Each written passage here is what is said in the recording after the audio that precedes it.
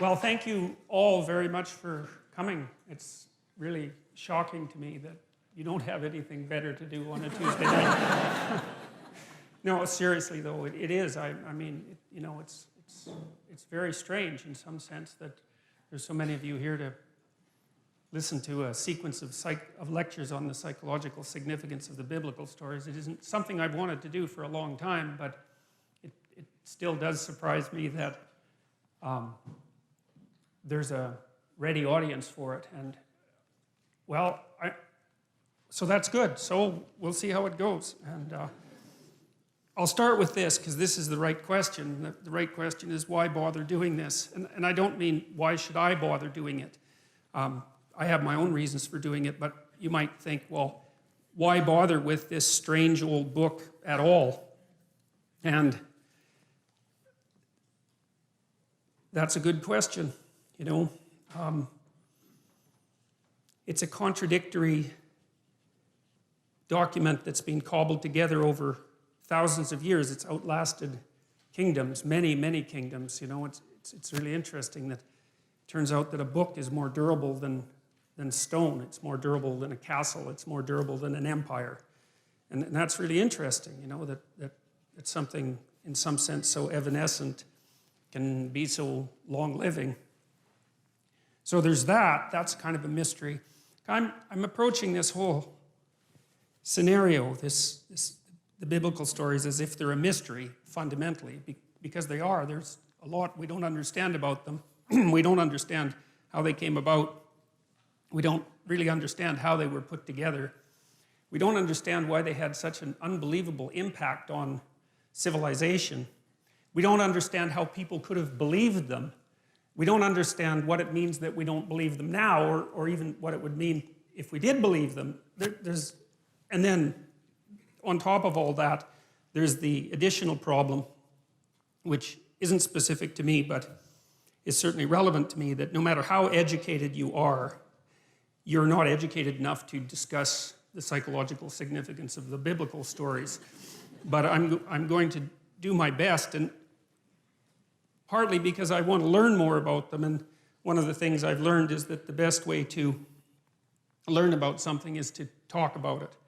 And when I'm lecturing, I'm thinking, you know, I'm not trying to tell you what I know for sure to be the case, because there's lots of things I don't know for sure to be the case. I'm trying to make sense out of this, and I have been doing this for a long time. Now, you know, you may not, that I'm an admirer of Nietzsche. Nietzsche was a devastating critic of, I would say, dogmatic Christianity. Christianity as it was instantiated in institutions, I suppose, although he's a very paradoxical thinker because, for example, one of the things Nietzsche said was that he didn't believe that the scientific revolution would have ever got off the ground if it hadn't been for Christianity, and more specifically for Catholicism, because he believed that over the course of really 1,000 years, the European mind, so to speak, had to train itself to interpret everything that was known within a single coherent framework. Coherent if you accept the initial axioms. A single coherent framework. And so Nietzsche believed that Catholicization of the phenomena of life and of history produced the kind of mind that was then capable of transcending its dogmatic foundations and then concentrating on something else, which in this particular case happened to be the natural world. And so Nietzsche believed that in some sense Christianity died at its own hand. It had spent a very long period of time trying to attune people to the necessity of the truth, you know, absent the corruption and all of that that's always part of any human endeavor. And then the truth, the spirit of the truth that was developed by Christianity turned on the roots of Christianity, and everyone woke up and said something like, or thought something like, well, how is it that we came to believe any of this? It's like waking up one day and noting that you really don't know why you put a Christmas tree up, but you've been doing it for a long time, and that's what people do. And you know, there are reasons that Christmas trees came about, but what would you say, the ritual lasts long after the reasons have been forgotten. So now Nietzsche, although he was a critic of Christianity and also a champion of its disciplinary capacity, because you see, the other thing that Nietzsche believed was that it was not possible to be free in some sense unless you had been a slave. And by that he meant that you don't go from childhood to full-fledged adult individuality. You go from childhood to a state of discipline, which you might think is akin to slavery, to self-imposed slavery. That would be the best scenario, where you have to discipline yourself to become something specific before you might be able to reattain the generality that you had as a child. And he believed that Christianity had played that role for Western civilization. But in the late 1800s, he announced that God was dead. And you often hear of that as something triumphant.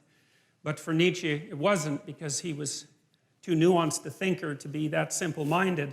See, Nietzsche understood that, and this is something I'm going to try to make clear, is that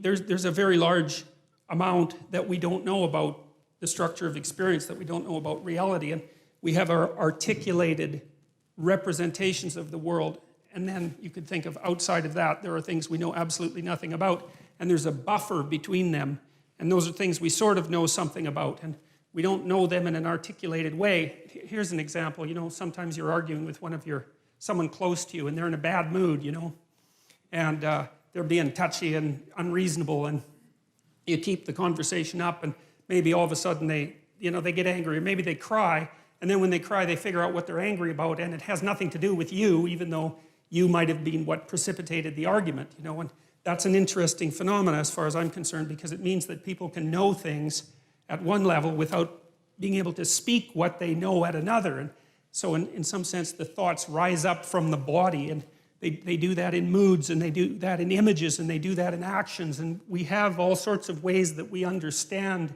before we understand in a fully articulated manner. And so we have this articulated space that we can all discuss, and then outside of that we have something that's more akin to a dream that we're embedded in, and it's an emotional dream that we're embedded in, and that's based at least in part on our actions, and I'll describe that later. And then outside of that is what we don't know anything about at all.